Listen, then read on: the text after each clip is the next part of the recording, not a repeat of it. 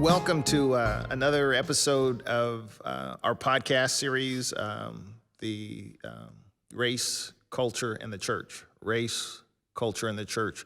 I am pleased, as always. I think it's official now. Chief Daniel Hahn is our most frequented guest on this podcast, and I couldn't think of a better person in a more important role as we try to unpack this, dare I say, gnarly subject: race, culture, and the church. And we are at that intersection. And I know Chief Hahn, he's an unashamed Christ follower, as we are. And we're called to navigate this space. We are called to live out as faithful witnesses. That can be easier for some than others, particularly if with the clergy, you're a pastor, you're a spiritual leader, you're supposed to swim in that lane. Well, if you're the chief of police, how do you navigate that lane? That is, dare I say, it's easier said than done. Chief Hahn, welcome. Thank you for giving up your time. You're an exceptionally busy man. And not to overlay that, not only are you busy, you announced that at the end of this year, that's it in the role of Chief of Police of the City of Sacramento. True? Very true. Yeah. Good way to put it. That's it in that role. Yes. So either you won the lottery, or didn't do that. Oh, okay. Or there was it's how many years has it been now? As Chief of Police? It's been 34, but by the end of the year, it'll be about 34 and a half. 34 and a half in the law enforcement field. Correct. How many years as Chief of Police? About 10, almost 11. Wow. You have had, I don't know why I didn't know it was that long. You have had a chance to really put your fingerprints and create a trajectory. A lot of us that have been in, be it in ministry or ministry in the secular area, we like to think that we leave something better than when we found it. 11 years, you will have had to left a lot of fingerprints on a lot of things. Just ask you to be reflective a bit. What would you say when 11 years ago, when you stepped into that space, how would you describe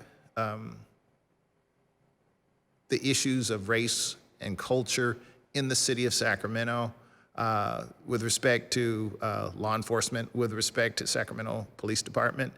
And I'm going to ask the obvious, so what's it look like today? Yeah, thank you. I think first and foremost, the fingerprints or footprints we leave behind, we have to be careful not to let our ego get completely out of control in the sense that this department, this church, whatever we're a part of, was here before we took the leadership role. Amen. And it will be here long after we take over the leadership role. So your statement about I hope I made it better while I was here, I think is the way I look at it too.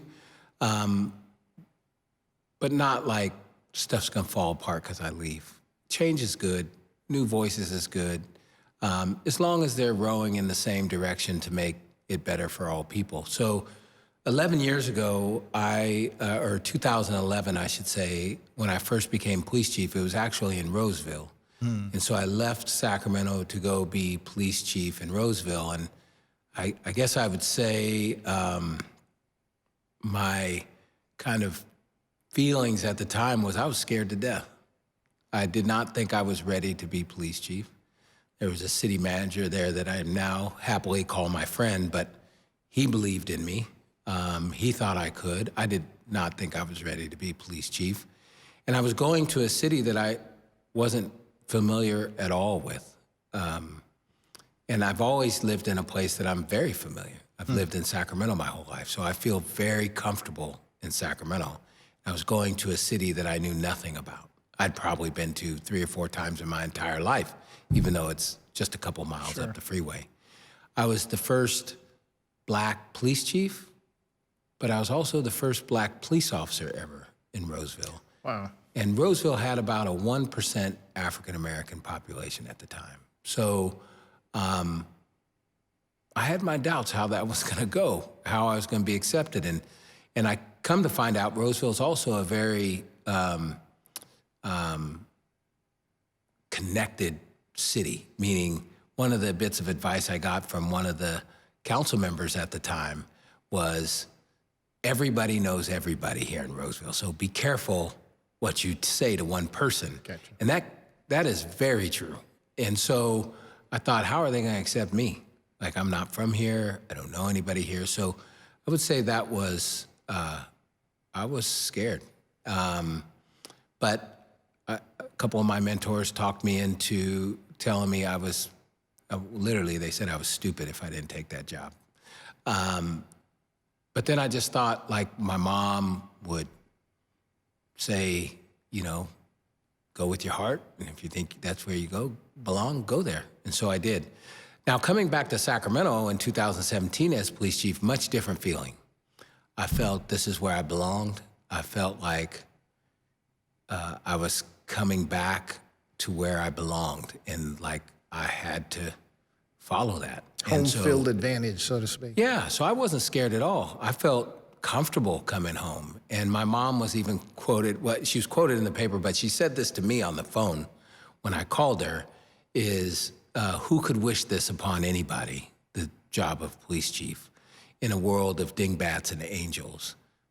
But it's his destiny. And so he has to follow his destiny. I keep that quote on my desk because I've always believed, because of my mom, that you're where you're supposed to be. Just at any given time, when you start feeling sorry for yourself and why am I here, you're where you're supposed to be. But you didn't, I'll turn the mirror back on you. Again, the more we talk, the more I know about Chief Hahn. You said you didn't feel qualified. You had doubts about your going into the chief of police of Roseville, but you did it anyway. What about that? That you stepped into that space apprehensive, I won't say afraid, but apprehensive. But there had to be a level of certainty or confidence that, oh, I'm supposed to be here. Yeah, my fear was a twofold. One, because of who I am, my race, and going to a city that is not diverse and that I don't know. That was one of the fears. But the other fear was my age. I was like 42 years old. Is that young? That's young for a police chief. Okay. And so, one, I never really knew if I really wanted to be a police chief. I was a captain at the time here in Sacramento, and there were some challenges I was disappointed in the leadership of Sac PD, so that probably opened the door a little bit for even being able to consider it. But at 42, as a police chief, the average tenure of a police chief is something like 3.5 years. And you can get fired for stuff you don't even know about. Something happened on graveyard shift, you were home asleep, and it turned out to be bad, and well, you fired the chief. That's why the tenure of a chief is like 3 years. Okay. And so I was 42 with a wife and 2 kids and a family to make sure I'm, supporting. Providing. And I didn't want to take that chance. I did not want to take the chance of getting fired in a couple of years in a city that I don't have any connections in, that might not accept me at all. Until one of my mentors, one of the past chiefs here in Sacramento, I went to lunch with him, and I asked him lunch and I asked him advice. And at the time I was leaning to saying no. I had already said no for like a month to the city manager in Roseville. But I thought, let me talk to Chief Venegas and see what he thinks. And he's the one that called me stupid if I don't take it. And he asked me, he goes, have you ever been fired from any job in your life? And I said, actually, no. But I've never had a job where I can get fired for something somebody else does. I've only had jobs where I can only get fired for what I do. I'm very confident in what I do, but when you have a couple hundred employees, well, somebody's going to do something wrong sooner or later. And he said to me that, okay, you've never been fired, so what makes you think you're going to get fired now? And even if you do, what makes you think you don't believe you can get another job? And I'm like, because this is all I know how to do.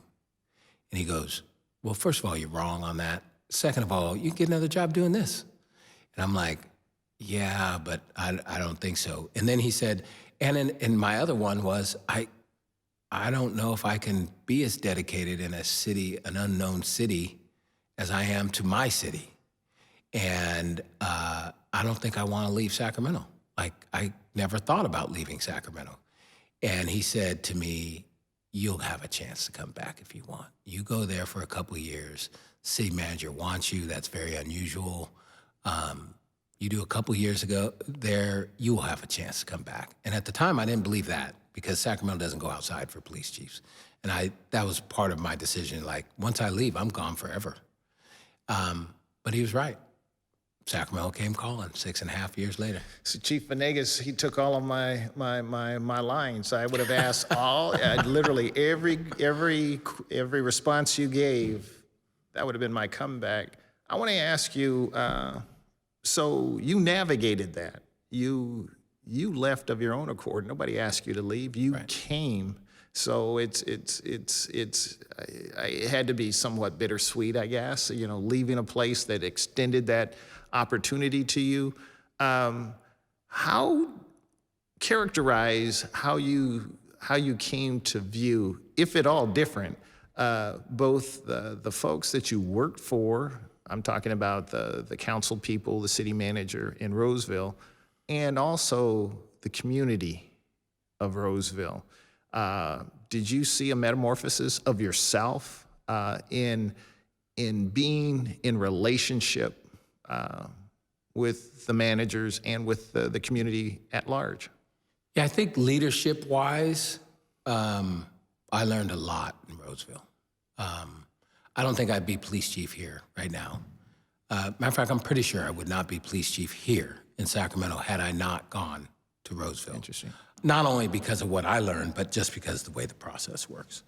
But there was a lot of challenges that I had never had to lead through as the guy, and unique challenges to Roseville. So I think professionally as a leader, I learned a lot. The community was, it's just maybe a lesson in preconceived notions or stereotyping. Community was awesome, very accepting. I mean, there was a few examples here and there of people that, in my opinion, I guess you could describe as closed-minded, but the community was amazing.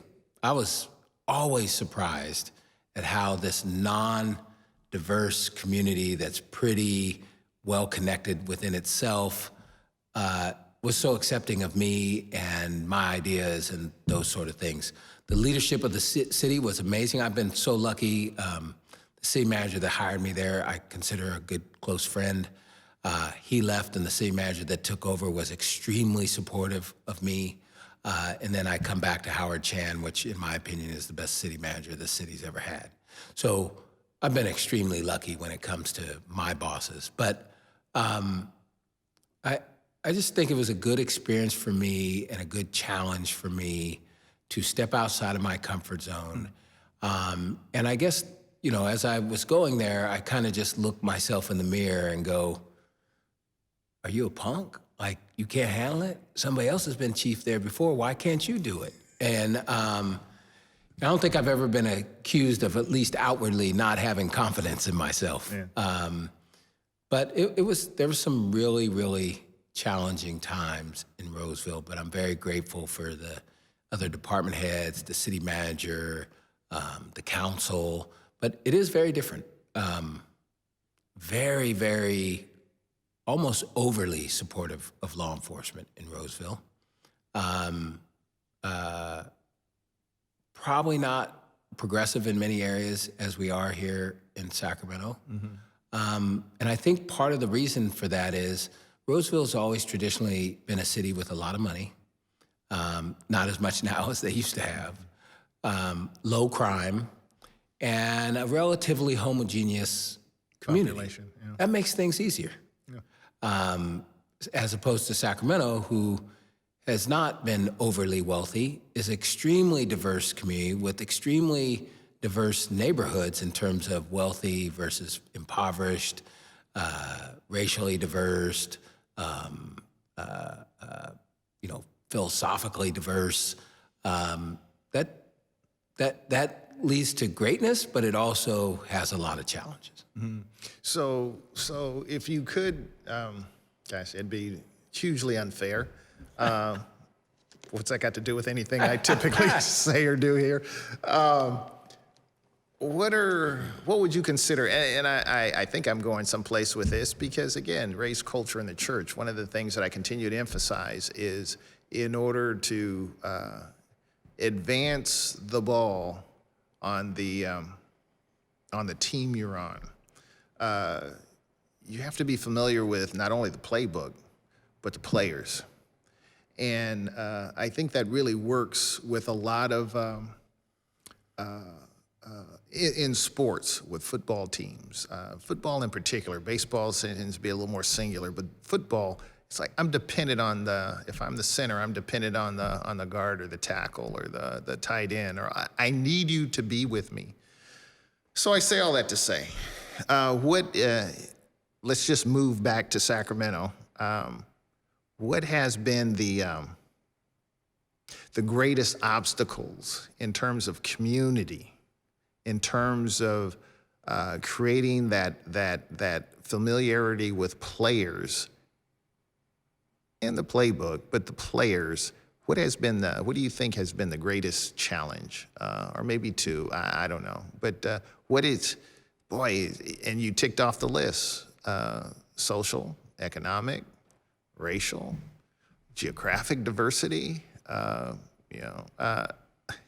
You could tell different neighborhoods. You can tell different neighborhoods by the temperature, literally the temperature of the neighborhood. That's how diverse Sacramento is. So what do you think? I think probably the simplest way I could put it is the truth. That's the challenge. We don't know the truth. And I'm pretty convinced that we as a country, collectively, on purpose don't know the truth. Like, we purposely don't want to go there. And because the truth might be too painful, I guess. I don't know. Painful or hard? Or, Yeah, probably a little bit of both. I don't really think it's painful, though. I think it's hard. I think people feel guilty, and I don't know, we shouldn't feel guilty. We should be wanting to make it better. So what I mean by that is one of the things I say all the time to our public information unit and leaders in our department is the truth is always right. Always. Always, every time, with no exceptions. Even when the truth hurts, it's right. The problem is we don't typically know the truth. And so the issue isn't the truth. The issue is, how do we get the truth out there that's consumed and understood by the vast majority of people? So now, usually when I say that in the department, it's about current events, right? And so how do we get the truth in the most consumable by the most people way? But what our challenge is as a country, I think, is the truth of, like, what is our history? How did we get here? How did we get to where our cities are burning for the last 200 years? And the challenge to those are things like, we say this is unprecedented times. We say the people that broke into the Capitol are like a third world country. We say that the people that broke into the Capitol are patriots, but people like Colin Kaepernick, who kneeled during the national anthem, is like an enemy of the state. Correct. Those are what hold us back, because, like, they're not patriots. He's not an enemy of the state. But if you look through our history, this has been repeated over and over and over for hundreds of years. And so what I've tried to do is teach our history. how did we get to these stereotypes? How did we get to these biases? What were all the factors in there? Once you know that, it makes a lot of sense. Now I completely understand how we got here. And now that I understand how we got here, we could actually start working on it. But until I understand that, I'm just guessing. And so for like example of Sacramento, you take neighborhoods like Oak Park. If you ask the general population in our community, why is Oak Park the way it is? Most people are gonna say something along the line, some version of, well, if people just get a job, they quit being violent. They quit having babies without the daddy. They quit this and they quit that. We've all heard, I've heard that my whole life. Correct. I just heard it yesterday. And my response to that is, I didn't have a dad. I grew up without a dad. If that is the key to making it and being successful is having a dad, why am I successful? And the answer is usually, well, you're the exception. Yeah. And if I bring up another one, they'll be the exception. And the exception. And I'm like, poverty is a big cause of a lot of our problems. And poverty is intentional in our country to a certain extent. And if you think of Oak Park, for example, Oak Park used to be an upper middle class neighborhood, a thriving neighborhood with business districts on at least 3 different streets, with a full amusement park in McClatchy Park. And every time I teach that, you should see people's jaw when I show literally a picture of the wooden roller coaster that was in McClatchy Park that looks like it's from Great America. Correct. And they're like, that's Oak Park? I'm like, yeah, now ask yourself why you didn't know that. Why don't we teach that? And then ask yourself, why did it change? It didn't change because lazy people moved in. It didn't change because violent people moved in. It didn't change because what some people say the federal government infused drugs into our neighborhoods. It changed because decisions our leaders made about redlining and housing discrimination and where and why we built Highway 99, killing the business districts here. And even though that's important to know, to me it gives me hope because that proves, in my mind anyway, beyond any doubt, that Oak Park became the neighborhood I grew up in, which is so great in so many ways. But to the outside world, it's violent, drug-infested, all those things, which obviously had all those problems. It became that way because of decisions that leaders made. It was human-made. It's not inevitable. It's not natural. It's not all those sort of things, which means if humans made it the way it is, humans can change it. We just don't seem to have the will to change it. Do we have, I so appreciate, again, you're stealing my lines. Do we have, or let me just not, do we have, what are the forms or formats to have those discussions where we can debate facts and truth? And I appreciate how you termed it. If I decided to do a certain thing, I can also make that decision to rectify that thing I did. Where are those conversations happening, if they're happening? Yeah, in my opinion, the facts are not debatable because you can search so many places, archives of newspapers and do all that. What ends up being debatable is how the role those facts play into our current environment. Like the decision making. Yeah, like for example, just one that I get all the time. You're crazy saying some freeway caused Oak Park to be the way it is. Like, okay, well that's happened across our country in every major city. So the debate isn't about whether the freeway was built, because that's a fact. Like anybody can look up archives and find out when the freeway. So the truth is the freeway got built. The thing that is debatable is the impact of that freeway on this neighborhood. So some people still say, well, that's just because lazy people. And if you go back into history, those implicit biases in there that black people are lesser than. So when the neighborhood became black, it went downhill. And that's all part of housing discrimination and everything, where the people believe the housing values would go down when the first black family moved in. That was built in. That was human-made. That was real estate agents and all those other things. So how do we have this conversation? Well, I've had community sessions where I teach history. Today, every Tuesday and Thursday, I teach Police and Society, a Police and Society criminal justice class at Sac State, where my whole class is about this. I teach every one of our officers when they come out of the academy a 10-hour history class on all this. And I teach all of our veteran officers every Thursday an hour-and-a-half version of this.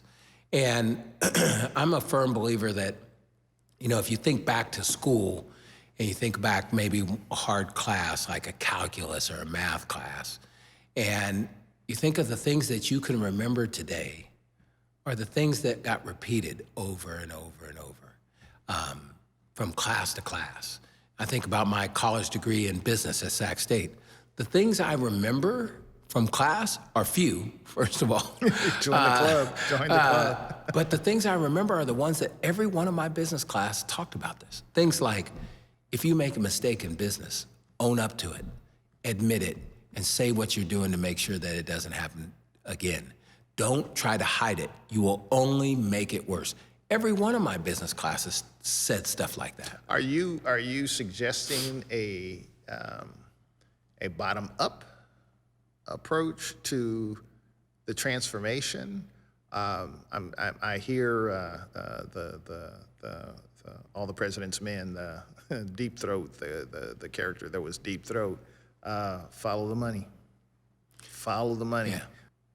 What you're doing is necessary.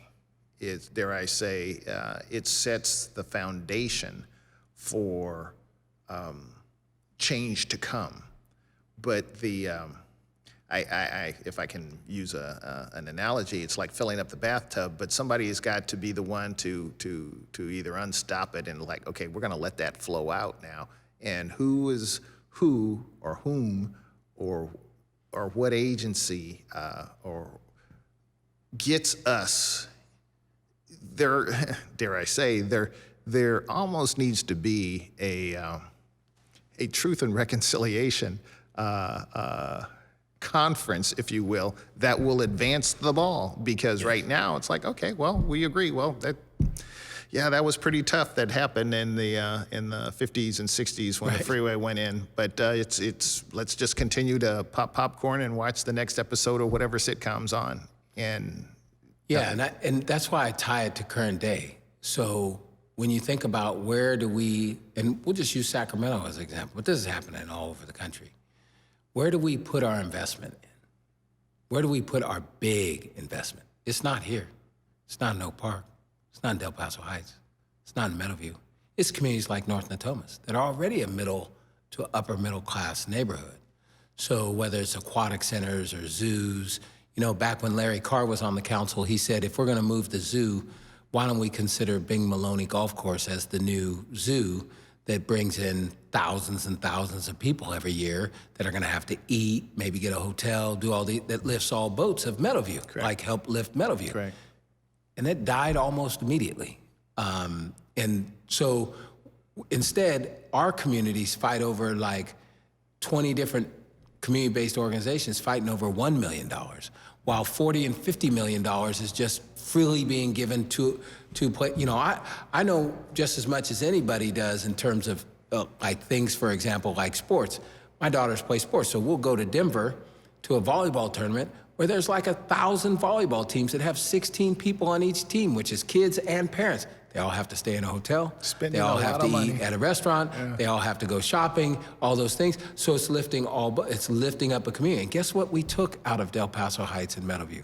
Those business districts that people came, spent their money, spent their time, those were removed because of decisions we made. So let's start putting them back. But to this day, we don't have the will to put them back. You'll hear things like, well, we can't put that over there. It's unsafe over there. Well, how do you think it's gonna become safe? And what ends up happening is we spend all this time talking about how we don't want police to handle this and we handle that. And then the phone rings and it's that same person asking for the police to go handle this and handle that. Even things like the health order that just happened this year. it made everything I did as a kid illegal. Every single thing. And the demand was to put those people that violate the health order into the criminal justice system with a misdemeanor citation or arrest. Yet everything that the other neighborhoods, the wealthier neighborhoods did, some was illegal, but some was still legal. Like, I'd play football in the middle of the street on 3rd Avenue. I'd play basketball every day at McClatchy Park or 4th Avenue Park. All that was illegal per the health order. That was a misdemeanor citation if we agreed to do it.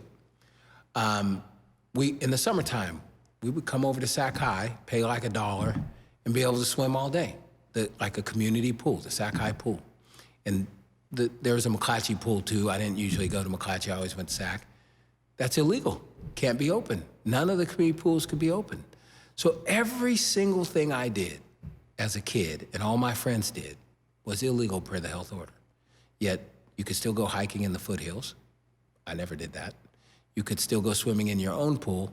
I haven't seen a pool in Oak Park in my entire life.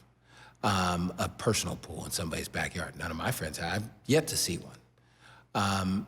You could still go golfing. Nobody went golfing when I was growing up in my neighborhood. I didn't know any golfers.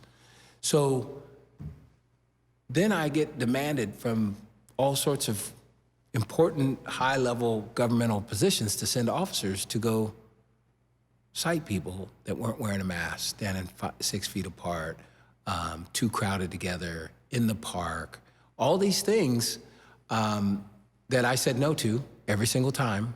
But maybe somebody that wasn't in my position in life might not have said no. And so the question I asked is, these very neighborhoods that we're asked to go do this in are the very neighborhoods where we have most of our officers, because it's the highest call volume in whether it's Del Paso Heights or Meadowview. And so if you want it enforced criminally, it's the neighborhoods with the most officers in, so the most ability to enforce and the most chances to see violations of the health order. Right. It's also the most diverse, impoverished neighborhoods. So if we do that for a year, and at the end of the year, look at the citations, we're gonna come up with something like 50% of the citations are African American, yet they only are represented in 14% of our population. And my question was, what are we gonna say? We're gonna say the police department's racist. When in reality, there was no consideration given to this when these rules were put into place. And you asked, how do we do this history? Is it top down, bottom up? It's whoever the credible messenger is for every segment of our society, let's use them. Because I might walk into a meeting and nobody's gonna listen to me.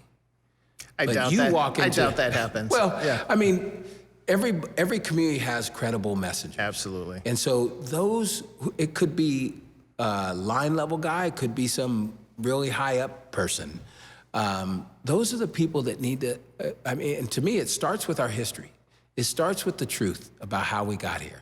Because unless we have that baseline, we're talking about the wrong things. We're talking about the wrong things. I couldn't agree more.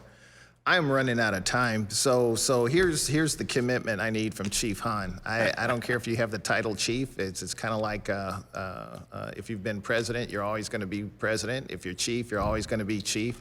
And we are as we're recording this, we're in the latter part of September.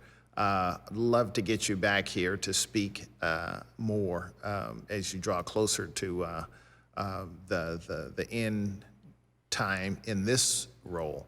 But even if it shoots past the first of the year and going forward, as long as we can even do Zoom, if we can't do it in person, I still want to hear from Chief Daniel Hahn.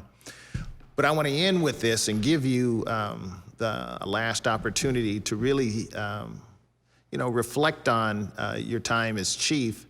As you reflect on your time as chief, your voice is needed.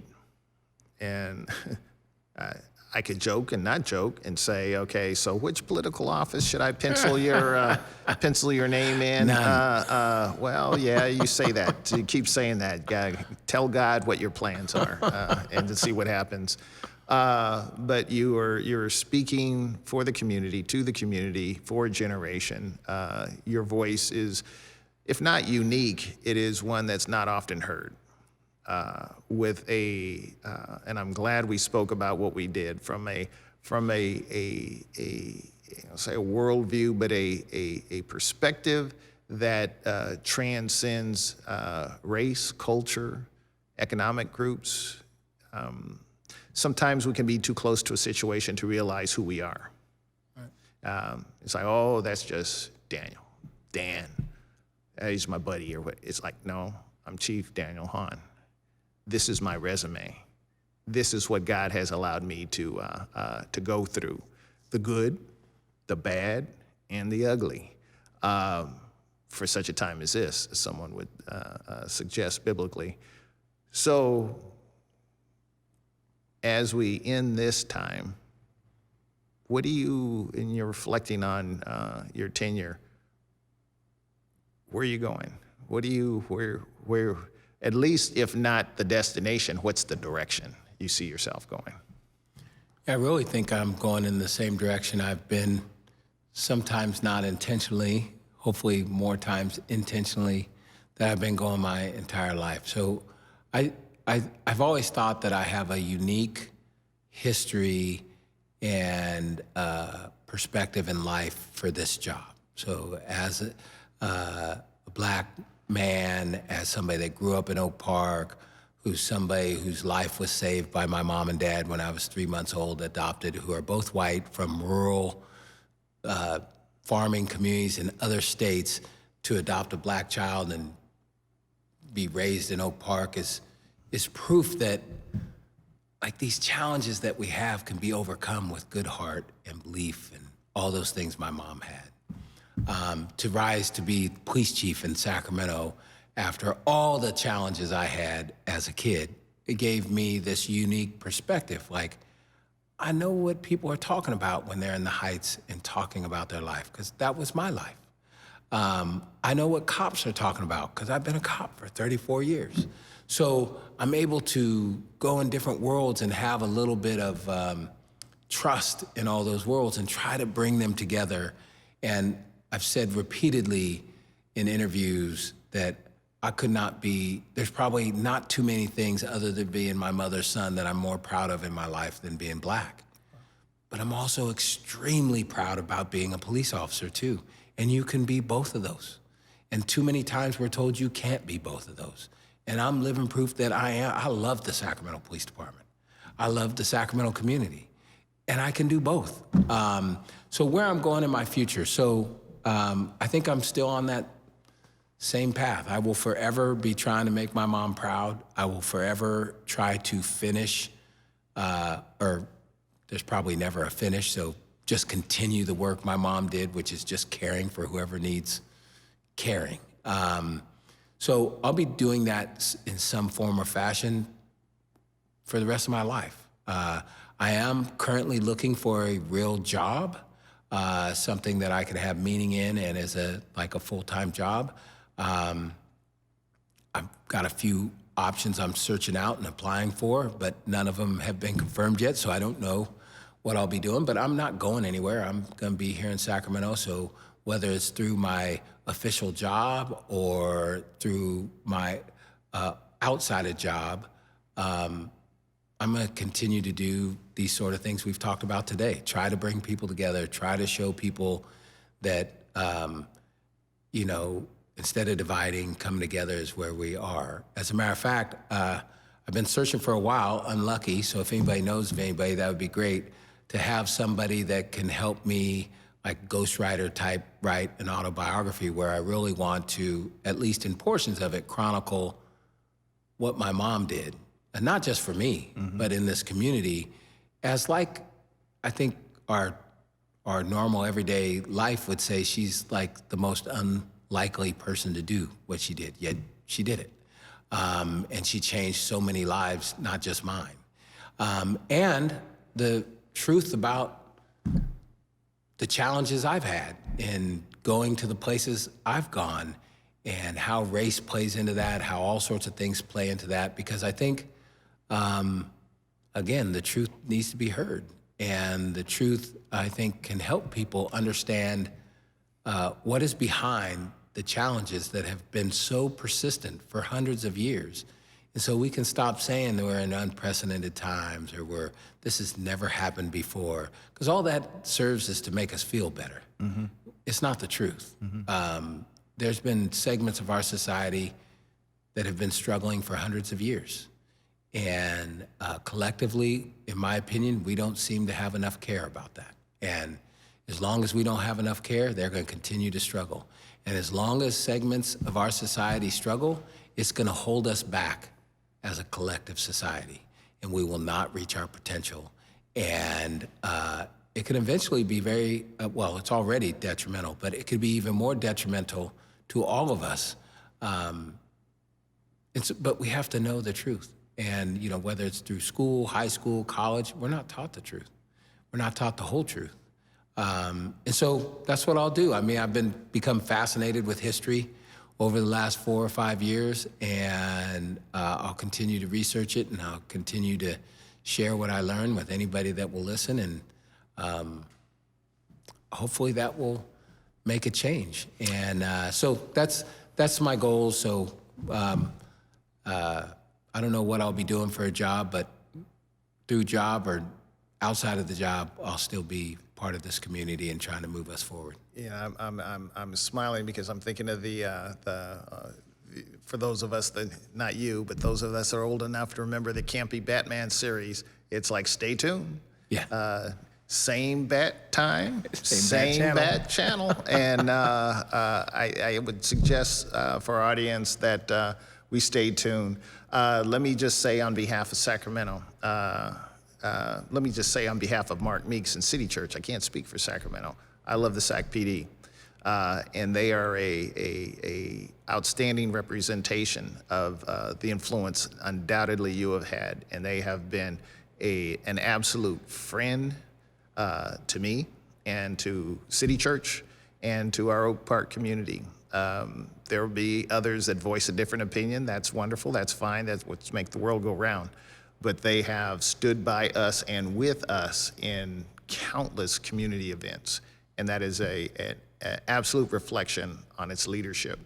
And let me just say that your mother, God rest her soul, you don't have to worry about trying to make her proud of you. I know she's proud of you. You have done an outstanding job as a leader in the community and as chief of police for Sacramento. And I might add, I have 2 daughters and a wife, so I plan on being available a little more. Is watching them play sports and do all their things and go to college and harass them in the cafeteria or whatever you want to call it. State Senator Daniel Hahn, you just never know.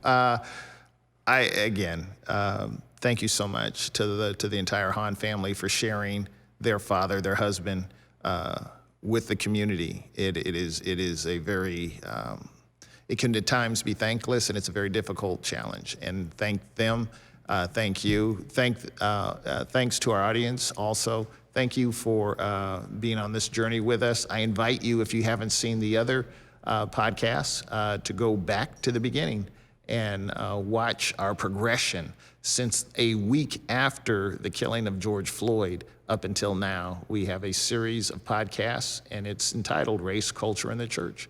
So until next time, thank you, Chief Hahn. Thank you, our audience, and we look forward to our next episode.